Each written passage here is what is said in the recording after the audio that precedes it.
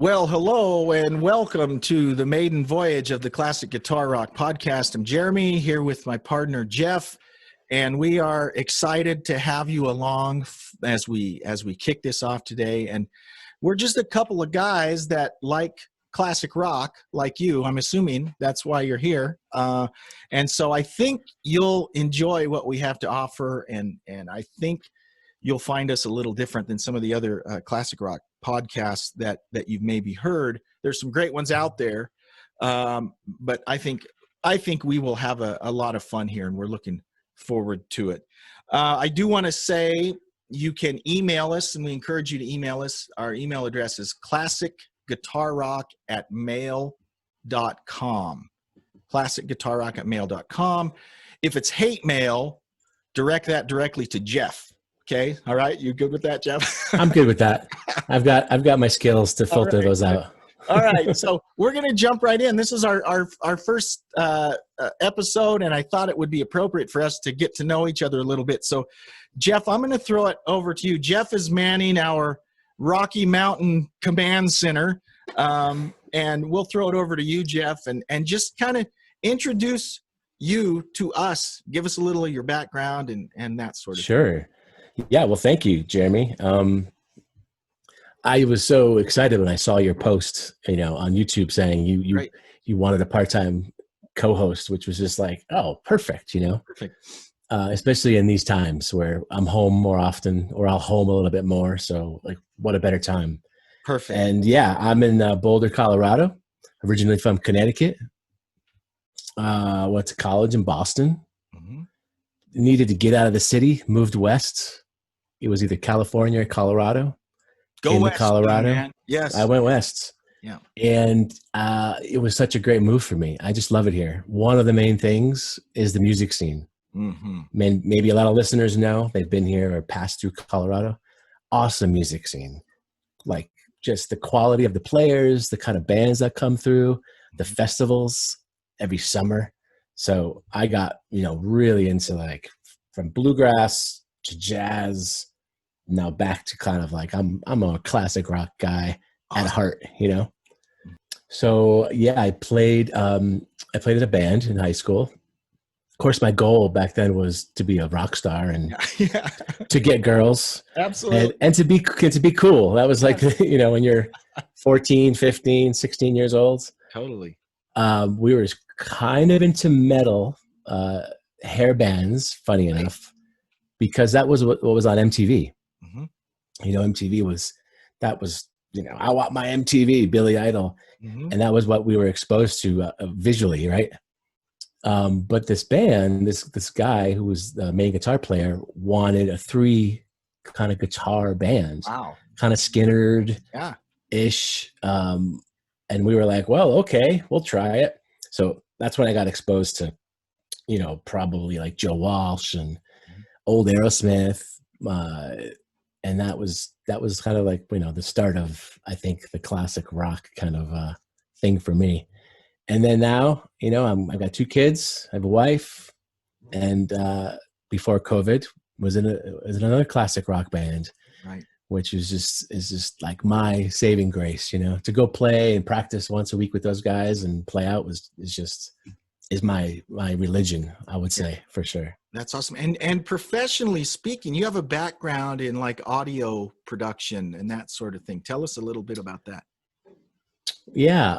I decided to go back to school in my 30s for audio post-production, which is sort of like sound editing, sound design for film, if you guys don't exactly know that term. But also, obviously, music is part of that a little bit. Right. So I went to the Vancouver Film School, which was kind of a wild experience. Wow. Just go to Canada and just be exposed to not a whole different, but a slightly different culture.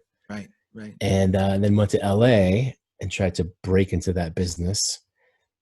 Got a few internships, started doing some side project with some student films, and, Pro Tools editing, mostly a lot of like recording sounds and mangling them. Yes. And, that obviously gave me skills to like edit my own music and learn how to do my own kind of like production. but then, got pregnant, Yeah. had to get a different kind of job. Totally. And sort of like put that on the back burner a little bit. And, here we are back. Now I'm actually trying to get more into video. So I'll do a little more video editing combined with still doing some music stuff. So, Well, that's awesome. And, as you were sharing your story, the parallels are eerily similar to mine, kind of the same type of thing. I actually grew up, I was an Army brat and graduated from high school in Lawton, Oklahoma. So I was an Oklahoma kid. Wow. And same thing, played in bands, metalhead, really into Judas Priest and Iron Maiden and all of that. Same type of deal. And I had a similar situation. I played with my buddies in the high school, and we were kind of, like you said, wanted to play the popular hair metal stuff, that sort of thing. But my friend Jerry, who was our drummer, he had a friend that was older, probably 4 or 5 years older, and I started going over and playing with this guy Bill, and that opened a lot of things up, just like you said. So then all of a sudden we're learning Dire Straits songs and Marshall Tucker songs and Steve Miller songs. And so it kind of expanded, away from just the MTV metalhead stuff and broadened it out a little bit. And so, and I've been hooked since then. When I was right after I graduated high school, I actually got a job at a radio station, and I wound up working in radio for about 10 years. And, classic rock format, country format, top 40 format, you name it, kind of did all of those things. And exact same thing, got married, had kids. I have you beat. I have 7 kids. Wow. I know, 7 kids. Yeah. My youngest is 12 and my oldest just turned 26. So ridiculous, right? But same thing. Yeah, I had to grow up, support my family, and left radio and have, been doing other things. Right now I work for a company that runs contact centers all over the world. I'm a training manager there. But like you, never have I lost my passion for classic rock. And the wonderful thing about the time we live in now, the internet, this information superhighway, right, is we can do things like this now. Yeah. And you can go out and find music. Remember when you were a kid, if you wanted to hear a song, you had to find it at the record store. And if it wasn't at the record store, you're just out of luck, right? And now we live in a time you can just go to Spotify or YouTube or anywhere. Oh, it's crazy. Hear any song you want to hear. It's almost overwhelming in a way. Sure. Speaking of MTV, you probably also remember this, discovering new music back then. Friday night videos. Is that what it was called? Friday night videos. Pre-MTV. Yep. Yeah. Again, that was another exposure, like 11 o'clock at night, probably should have been sleeping. And yeah, totally. And there were a few during that time. Do you remember Night Flight on the USA Network? You ever remember that? I don't. You were that? Okay. So Night Flight was a similar show to the Friday night videos. And you'd see, I remember seeing this interview of Ozzy Osbourne. So this is 1982-ish. This is right after the infamous where he shaved his head for the Texas Jam in summer of '82. And so there's this interview of Ozzy where he's got like a crew cut, and it's like, oh, that's weird, because I had just seen him earlier that year and he had all his hair, in the June of '82. So anyways, a lot of great memories from that, and we'll make sure we talk about a lot of that stuff in this podcast. I wanted to get your thoughts on this, Jeff. I call it classic guitar rock, right? Because we're focusing on the guitar driven classic rock, right? But I'd love to hear your definition of classic rock. What's your parameters? Because we all have them. We all have things we consider a classic rock. What's your definition of classic rock? You asked that question in an email, and I was thinking about it. And of course, I have a list of bands right in my head. Great. But I in thinking about it, classic rock to me also conjures up some kind of nostalgic thing. And it comes with an attitude, comes with a rebellious kind of thing. And for me, classic rock, it introduced in the 6th grade to me. Okay. I didn't know it at the time. That's kind of what it was, but it was AC/DC and it's Aerosmith. Right. And it was the kid walking around the playground with a cassette recorder, cassette player with the handle. Yeah, exactly. Yeah. And at that time, like I said before, we wanted to be cool. We wanted to kind of like, you're 6th grade. You don't know, you're kind of growing up and you're insecure. And I heard this music and I was just instantly drawn, Mm-hmm. And so it's funny enough, you're wearing that t-shirt because my first album I ever bought was Pyromania. Nice. Def Leppard. Good.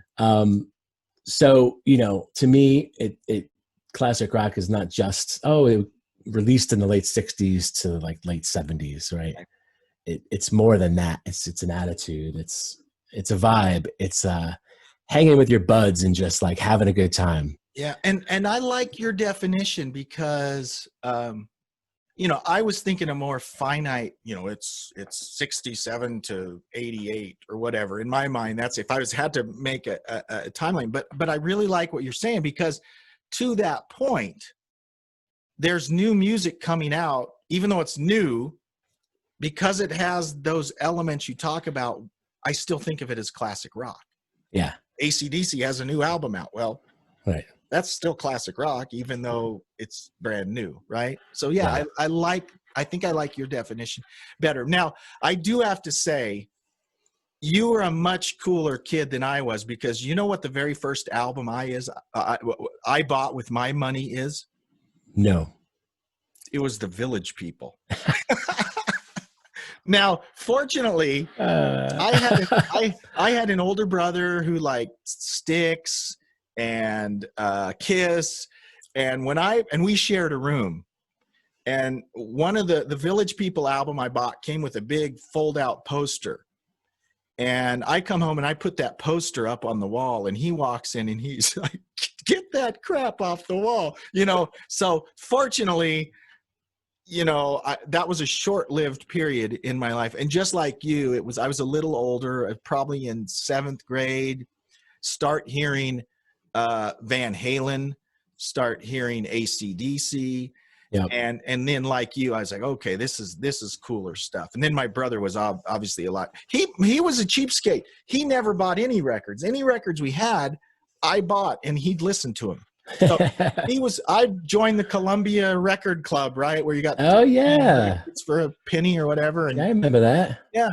And he was cool with that because then when I was buying good stuff, he liked that. But yeah, when I was the Village People, he didn't like that stuff. But my definition of classic rock, if I was going to be super technical, I would say it kind of goes up through the late 80s. And I get in arguments with my friends who will throw grunge bands into that classic rock. The classic rock station here in town, I live in Spokane, Washington. The classic rock station here, they will play Pearl Jam and Nirvana. And I remember when they started playing that, I didn't like it. Not that I have anything against that. Yep. I mean, I wasn't a huge grunge fan. I was working in radio still when grunge kind of came out. But to me, it just wasn't classic rock. Yeah. I mean, I do want to say, there's a part B, C, D to this question for me. Mm-hmm. So, a little bit deeper. Guitars. Yeah. Kind of like Marshall stack. Yep. 100-watt Marshall, just Gibson, Les Paul, kind of Fenders too, of course, and that kind of sound, right? Yep. That kind of crunchy, distorted, but not heavy metal, right? And not like totally compressed. And that's a super good point because the stuff that started coming out in the 90s and stuff, where the guitar tones were just super, super distorted and over the top, and we lost melody and harmony in a lot of that music. So I mean, I love Def Leppard's a good example. Styx is a good example. Thin Lizzy.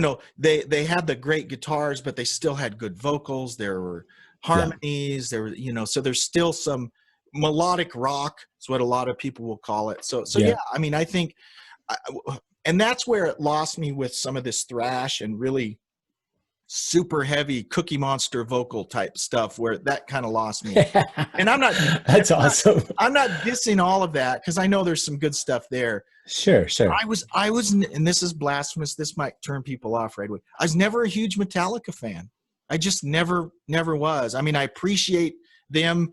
They're a huge band, their talent, but musically speaking, they never just, I don't know, never grabbed me. Where I could do Iron Maiden all day. Thought Iron Maiden was awesome. The vocals, I loved all that stuff. It was great. Steve Harris on the bass, putting up his foot on the monitor. The stripy pants. Yeah, I mean that was, yeah. I mean, come on, Bruce Dickinson's what is the word? He does the fencing thing, right? Yeah, he's a fencer and he's a commercial pilot. Yeah, it's awesome. So, and I'm sure we'll talk about Iron Maiden. They're one of my favorites. Absolutely.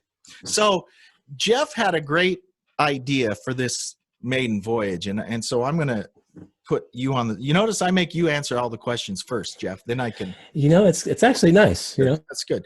So, first though. Bond and ping pong off you works well. Yeah, it's great. It's awesome. I want to say happy Thanksgiving to everyone. We're recording this on Friday, the day after Thanksgiving. So happy Thanksgiving. Yes, indeed. Happy Thanksgiving. And Jeff had a great idea. He said, let's talk about bands we're thankful for. Now, how is that? Is that different than our favorite bands? For me, I think so because I'm thinking of the bands that got me into rock. Okay, good. So, I like that. And I mentioned AC/DC and Aerosmith. Okay. Dirty Deeds and Toys in the Attic. Dirty just Deeds unbelievable. Was my first AC/DC album. Yep. So I have to thank them. Rush as well. Now, some people would say they're prog rock, but really the Rush, I guess I was first like Tom Sawyer and Working Man. Such a great album. It's kind of, Black Sabbath. My brother had an 8-track and he was always cranking Black Sabbath. An 8-track in the car also, which is kind of wild. Yeah. You'd be right in the middle of a song, just jamming, then it fades out. Yeah. Click. Fades up again on the other side. Yeah, that was great. Yes. But now playing guitar, right, or more in this world of what I'm doing, I just, ZZ Top, Zeppelin, Joe Walsh is just kind of like a hero of mine. Love him. Allman Brothers, Grateful Dead, Jerry, I wouldn't go far as saying all classic rock, but the Grateful Dead and Jerry Garcia, he introduced me to a lot of different styles of music. So, the Stones, of course, Tom Petty, Clapton, Cream, the Blues Breakers, the Beano album, unbelievable. That's great. I'm thankful for all that. That's yourself. Mine is very similar to yours, and these will be things we can debate and discuss moving on. And I don't say this in a disparaging way, but you mentioned a few bands that I wouldn't say I'm thankful for. Not that I don't like them, but they were just not part of my. For instance, the Grateful Dead. Okay, now I appreciate Jerry Garcia and I have the same birthday, so Hey. So I have listened from a pedestrian level. I've never gotten deep in the Grateful Dead. Aerosmith is another band. Again, they've got some phenomenal songs. I own probably 4 of their albums, but I wouldn't say they're one of the big ones. But many of the ones you mentioned absolutely are. Rush, maybe my number one. Rush. Yeah, Rush was huge. That really. Yeah, and we could do a whole episode on Rush, so we'll save some of this. But Rush, big one. Van Halen was a big one for me. AC/DC was ZZ Top. Okay, I loved ZZ Top. Yeah, I mean the original, the first album and the older albums. The first album and the third album, Tres Hombres.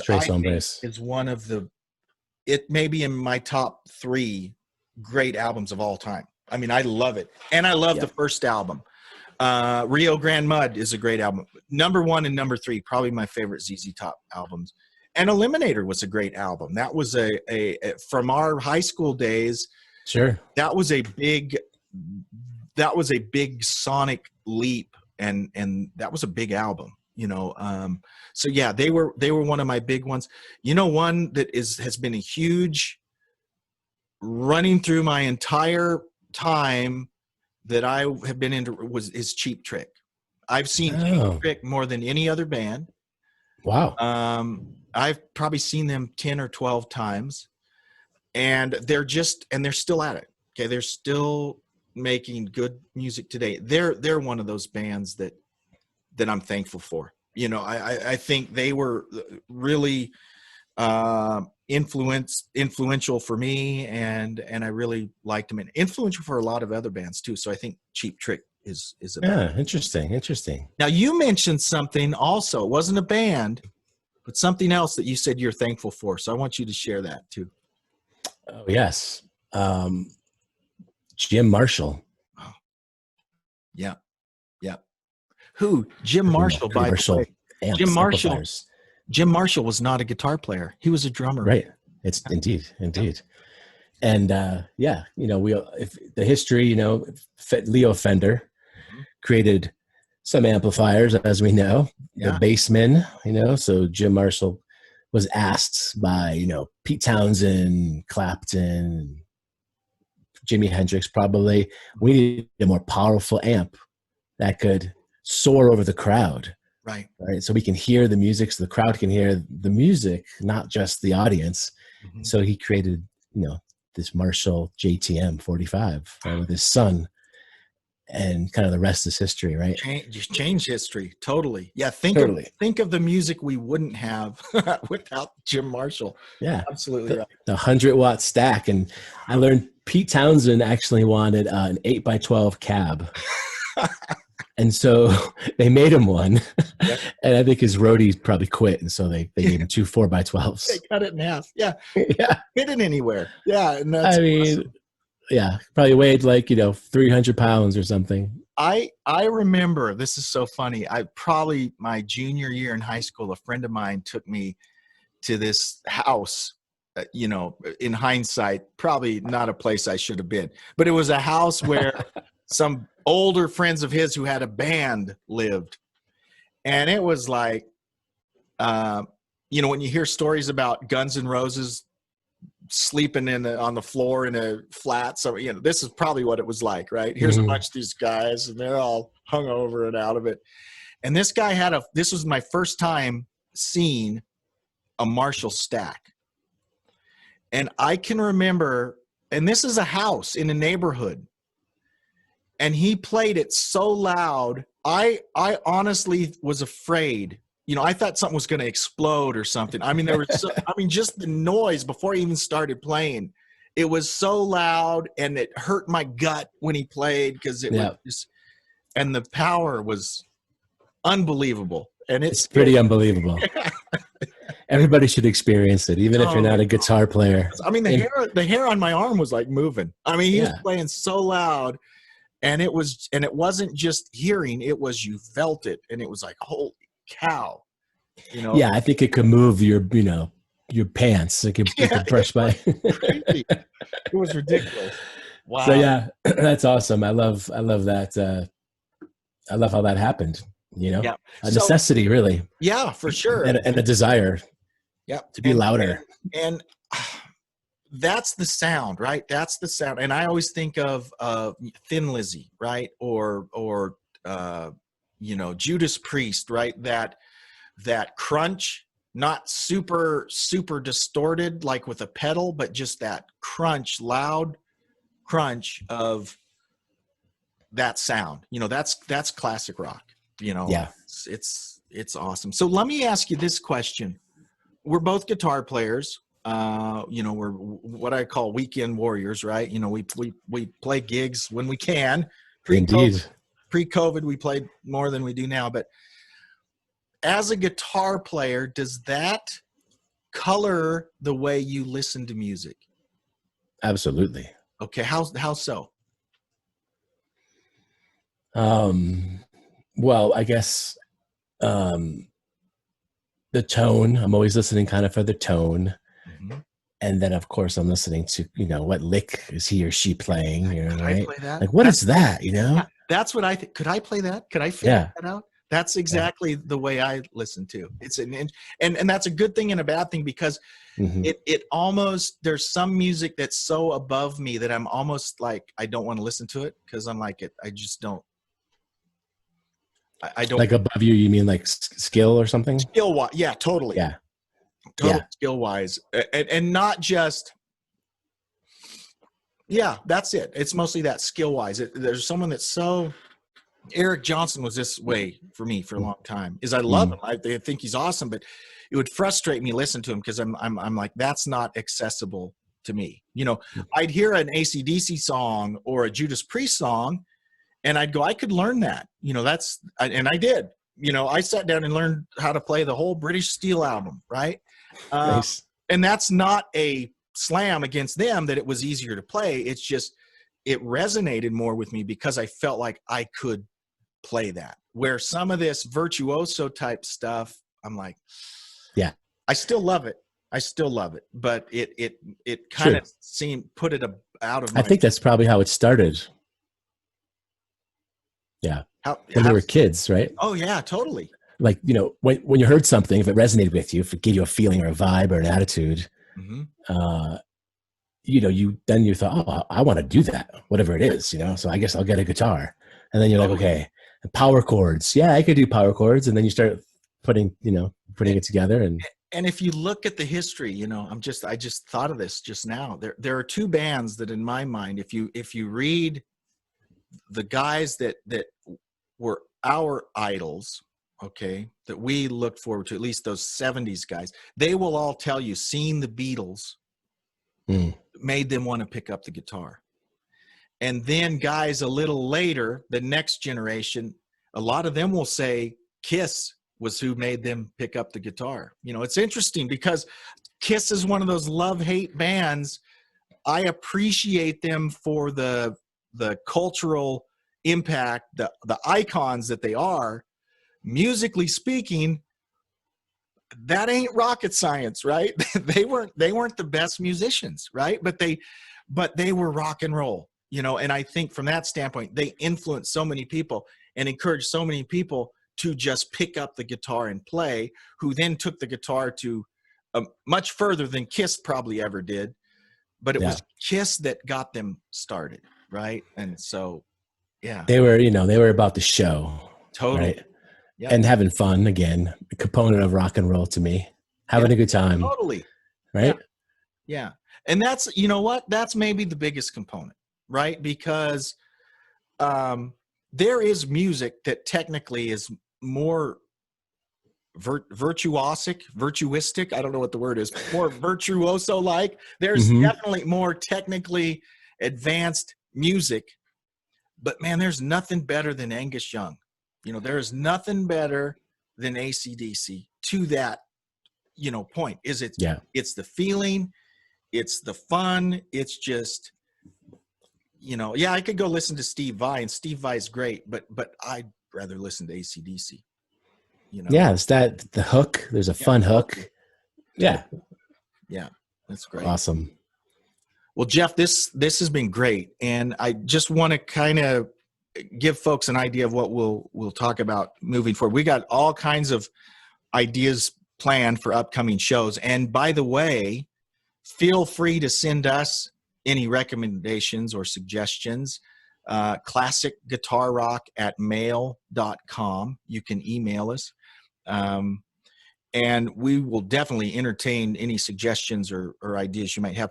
For next episode, we're going to talk about the classic rock family tree, right? And specifically, two bands that have links and tendrils and tentacles shooting out throughout classic rockdom. You probably already know who those two bands will be, but I'm not going to say. Okay. Yes. We'll leave that for next week. But we're going to talk about the classic rock family tree, and I think that'll be a fun discussion. We'll also have some headlines, some updates each time as we get together. The plan right now is we'll do this bi-weekly, so every 2 weeks, and that may change, but for now, that's kind of what we'll be doing. That sounds great. Yeah, it sounds awesome. Jeff, it was great talking to you. Can't wait.